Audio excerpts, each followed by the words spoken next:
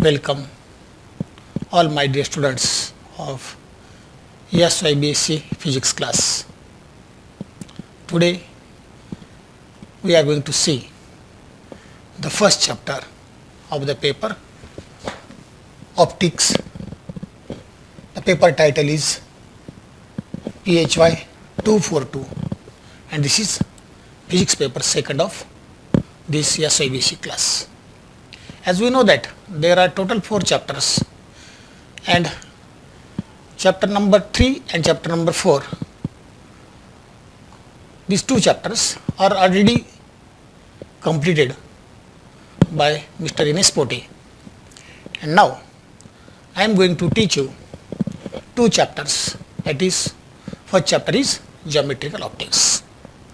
What is optics? Question is arises, what is optics? This is the very basic definition of optics. See here, optics is the branch of physics which deals with the nature, properties and effect of light. Optics is the branch of physics which deals with the nature, properties and effect of light. Okay. As we know that light is a form of energy. Light is a form of energy which itself is not visible but makes object visible to our eye. What I say? Light is a form of energy which itself is not visible but makes object visible to our eye. In order to understand the nature of light, various theories have been given from time to time. First is Newton's theory of light. What is Newton's theory of light? You already studied this in 12th science. The first scientific theory, Newton's theory of light, is the first scientific theory to explain the nature of light, was proposed by Newton in 1675. According to this theory, light is a stream of tiny particles of negligible mass. This is very important. Question may be asked on this point, objective question. Light, according to Newton's theory, light is a stream of tiny particles of negligible mass. These tiny particles called corpuscles. In Newton's theory of light, these tiny particles are called corpuscles, and these corpuscles travels through a medium at high speed and causes the sensation of vision upon entering the eye. Are you got it? Okay. This theory could explain reflection and rectilinear propagation of light. Newton's theory of light explain reflection and rectilinear propagation of light, but this theory fails to explain the phenomenon like interference, diffraction and polarization of light. Therefore, this theory was rejected. Okay. Then another theory was proposed, and that theory is nothing but Huygens wave theory. This is second theory, and this theory explains the nature of light in Huygens wave theory. Second theory that explains the nature of light is Huygens theory. According to this theory, light is transmitted from the point, light is transmitted from one point to another point in the form of wave, not particle. See here, what is the difference between these two theories? In Newton's theory, light is a stream of tiny particles of negligible mass, whereas in Huygens theory, light is transmitted from one point to another point in the form of wave. Okay. This theory, second theory, that is Huygens theory, could successfully explain the basic laws of reflection and refraction of light. It could also explain the phenomenon like interference, diffraction, etc. Huygens theory could explain the phenomenon like interference and diffraction. Huygens wave theory, note that. Remember that Huygens wave theory proposed the existence of luminiferous ether medium. This is very important thing. Huygens wave theory proposed the existence of luminiferous ether medium, but experimentally it was found that there is no existence of such a medium. Have you got it? Though Huygens wave theory proposed that there is existence of luminous ether medium, but experimentally it was not found, it was found that there is no existence of such a medium. These are the important two theories regarding the nature of light. Now, we are going to see how optics studied under different head. Optics is studied under three important head. First one is optics. What I say? Optics is studied under three important head. First important head is geometrical optics.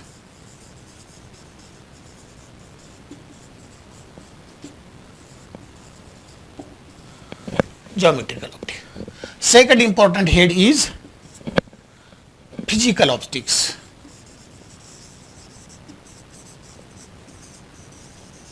And third important head is quantum optics.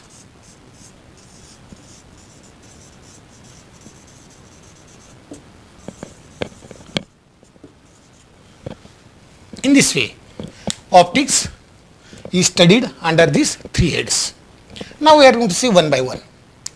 Geometrical optics deals with geometrical formation of images by mirrors, lenses and prism. As optics is studied under these three important head, but geometrical optics deals with the geometrical formation of images by mirrors, lenses and prism.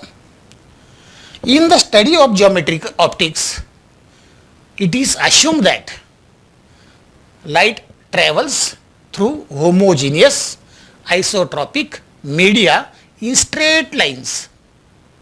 What I say?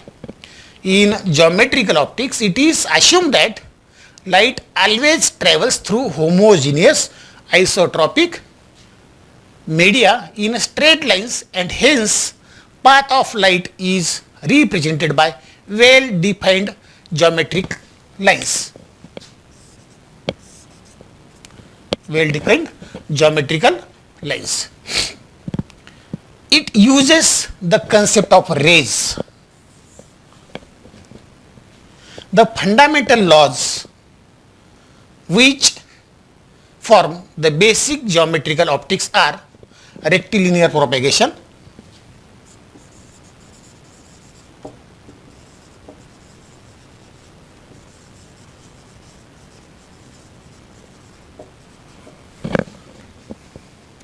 of light. Then second one is laws of reflection and refraction. Laws of reflection and refraction. Okay, I am again going to repeat.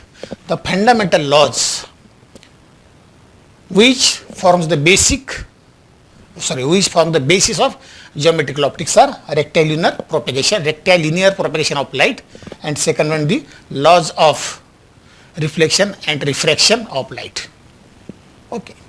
Now second head, physical optics. This head, that is physical optics, covers phenomena of interference, diffraction, polarization and double refraction, etc. Physical optics covers the phenomena like interference, diffraction, polarization and double refraction, etc. In physical optics, see here, in physical optics, all these phenomena like diffraction, interference, diffraction, polarization and double refraction, all these phenomena are described on the basis of wave nature of light. This is very important. Physical optics covers phenomena. Which phenomena are? Interference, diffraction, polarization and double refraction. But note that in this physical optics, all these phenomena are described on the basis of wave nature of light. And third one, quantum optics. This is the third head. Quantum optics treats light as a particle. Quantum optics treats light as a particle called photon.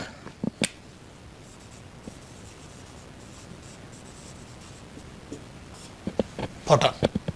This quantum optics treats light particle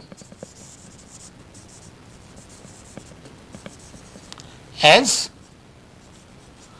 photon. Quantum optics covers the phenomenon like photoelectric effect,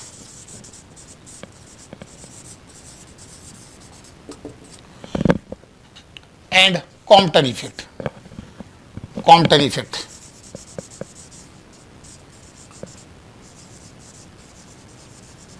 You got it?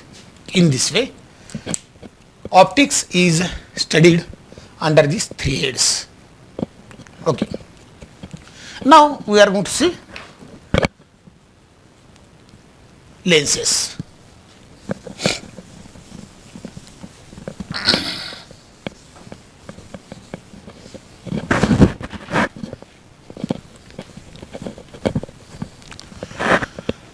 Lenses.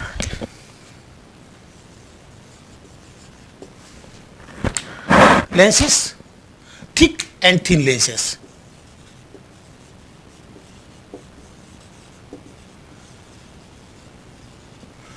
First of all, we should know the definition of lens. What is lens or what is lenses? A lens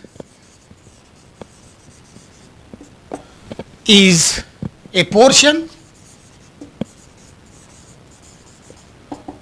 of transparent material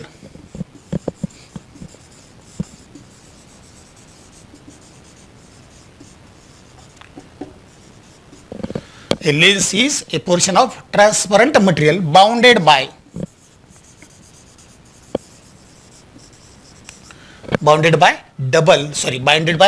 two spherical or curved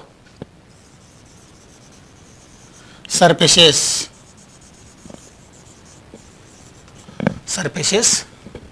or one curved surface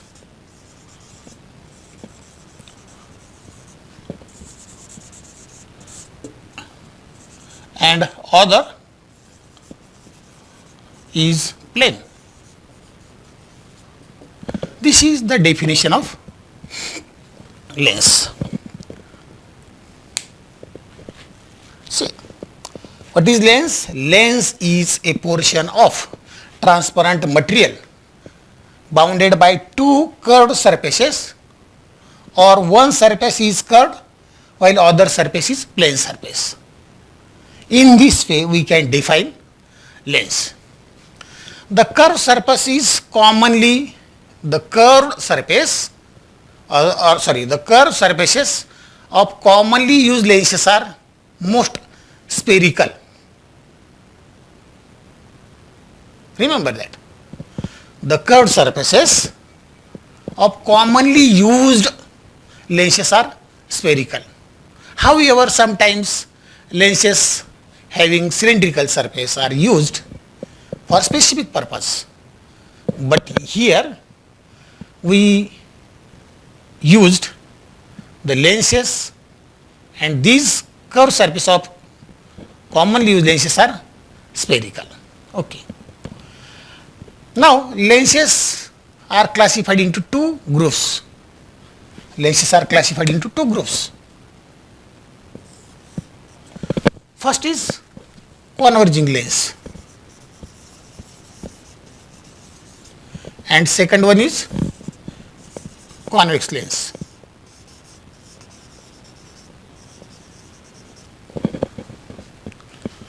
There is another name, converging lens. There is another name, concave lens. For converging, there is another name, concave lens. Sorry, convex lens. See here, converging and diverging. Second type is diverging.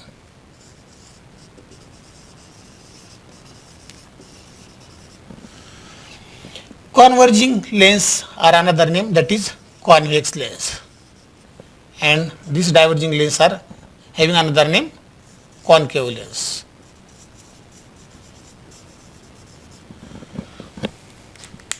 Okay.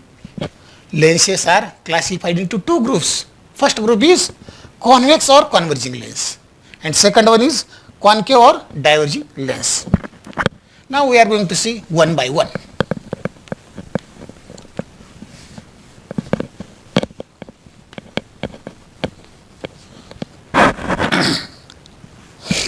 First is converging or concave lens.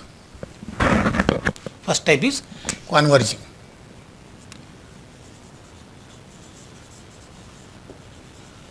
Or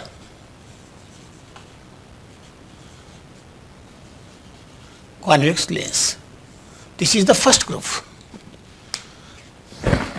What happen in convex or converging lens? Suppose this is a convex or converging lens. Why this lens is called converging lens? This is the principal axis. Suppose this is the beam of parallel beam of incident light. After refraction, that means when these rays are transmitted or passing this lens, it is found that these rays after refraction are focused at a single point like this.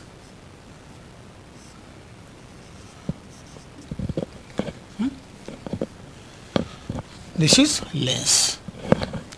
See here, this is the focal point. F is nothing but focal or focus, focal point or focus, and this distance is nothing but focal length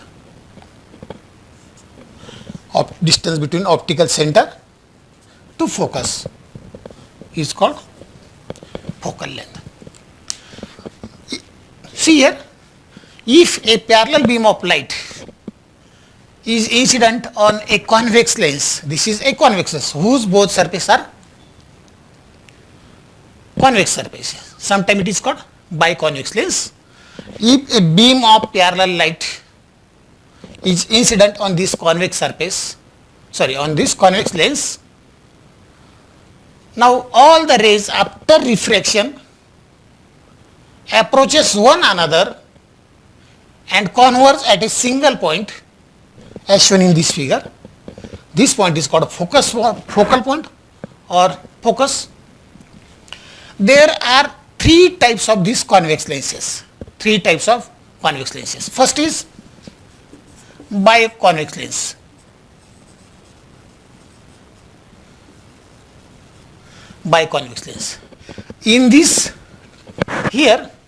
In this type, both the surface of the lens are convex surfaces. Second one is plano-convex lens.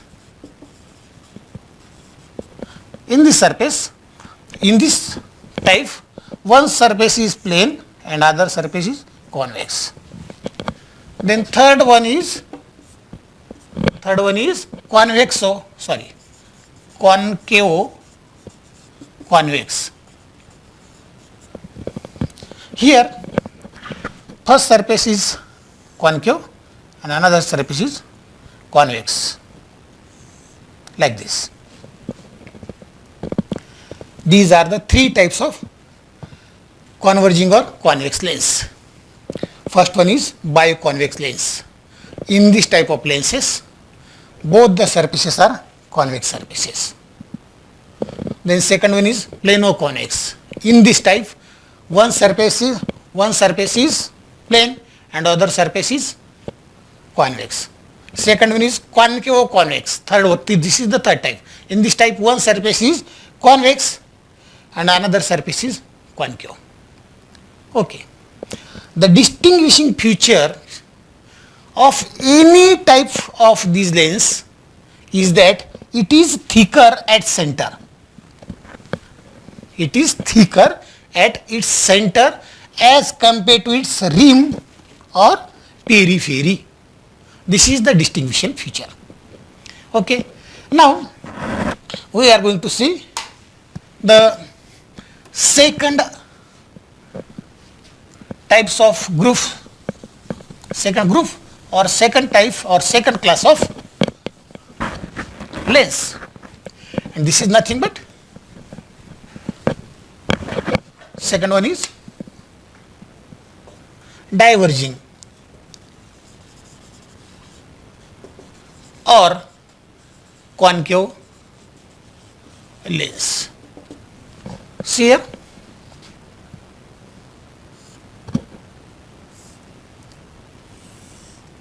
suppose this is a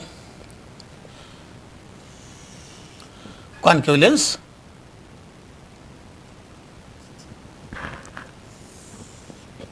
see here,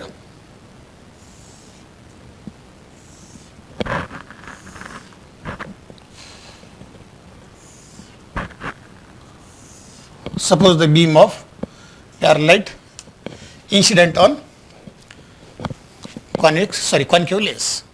When a beam of parallel light is incident on this concave lens, then it is found that after refraction the rays are move away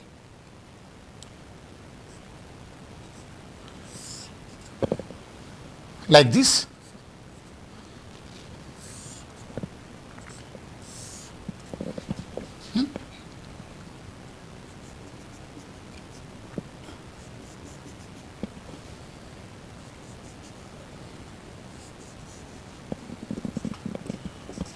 See, in this type this is a concave lens, and here when a beam of incident light, when a parallel beam of light is incident on lens, on such a lens all the rays after refraction are move away from one another as shown in this figure, and in figure all the rays appear to come focus to be diverging from a single point like this. So like converging lens, there are also three types of concave lens. First one is biconcave lens. Second one is plano concave lens,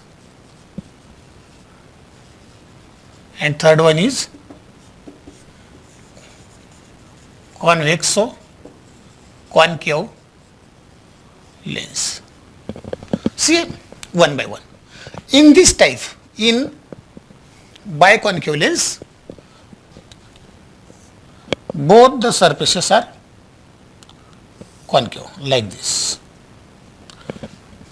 This is biconcave lens. In plano concave lens, one surface is plane, while other surface is concave. And in concave convex lens, see here, first surface is convex and second surface is convex. In biconcave, both the surfaces are concave. In plano concave, one surface is plane while other surface is concave. In convex concave, first surface is convex and another surface is concave surface. Okay. Also, like concave lens or converging lens, this convex lens or converging lens, see here once again, like converging or concave lens, converging or convex lens, diverging or concave lens is also having a distinguishing feature. What I say, like converging or convex lens, diverging or concave lens is also having distinguishing feature. Which is that distinguishing feature? As we see that in case of convex lens or converging lens, the central portion is thick as compared to the rim portion or portion at periphery. Here it is found that in any case of this diverging or concave lens, the central portion is thinner. Central portion is thinner. See here.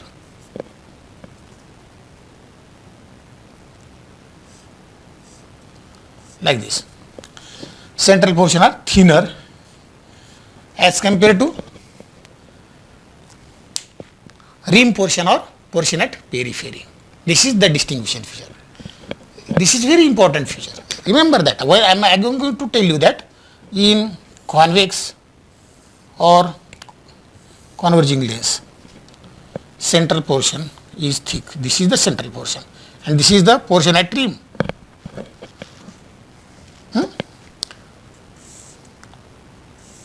This is plano, this is biconvex, this is plano convex and this is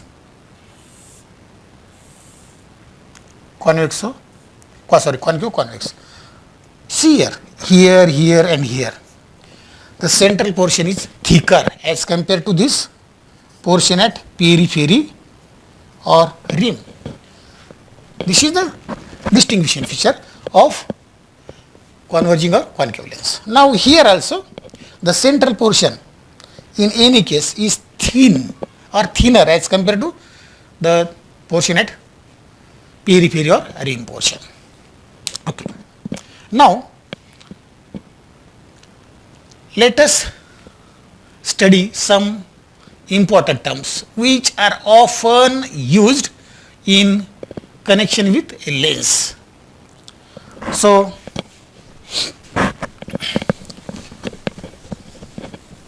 which are these important terms?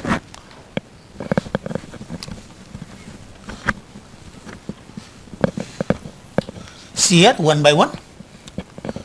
First is center of curvature. What is center of curvature? See here.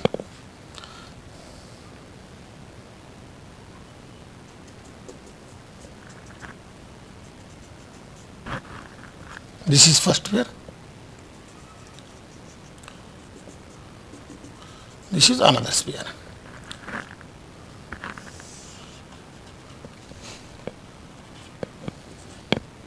If there are two spheres having two centers,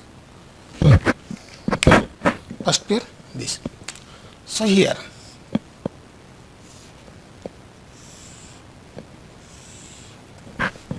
look here.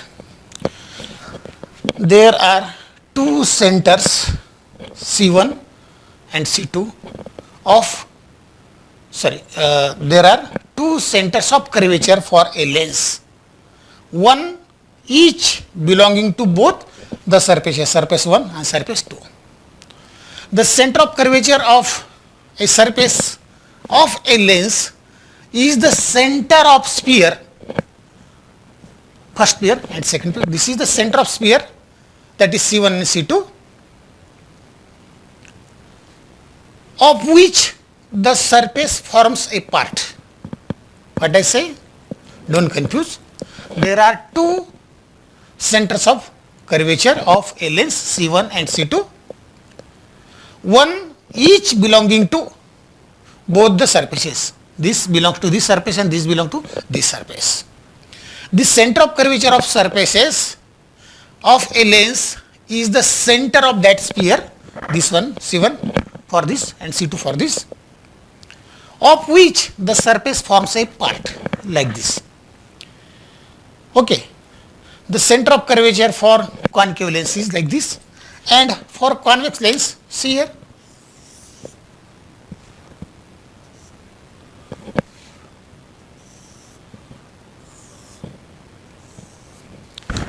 sorry,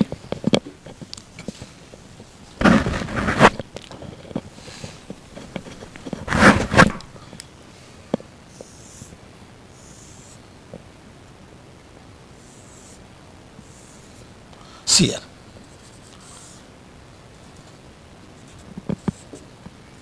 This is for convex lens and this is for concave lens. Here,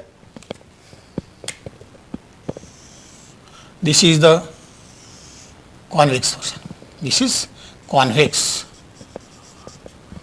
and this is concave lens. See here, in this way we get center of curvature for concave lens. This figure represents the center of curvature for C1 and C2 represent two center of curvature for concave lens, and in this figure C1 and C2 represent center of curvature for convex lens. Okay, so first point we covered, first important term, that is center of curvature C1 and C2. Then second term, radius of curvature R1 and R2, radius of curvature. See here, this is R1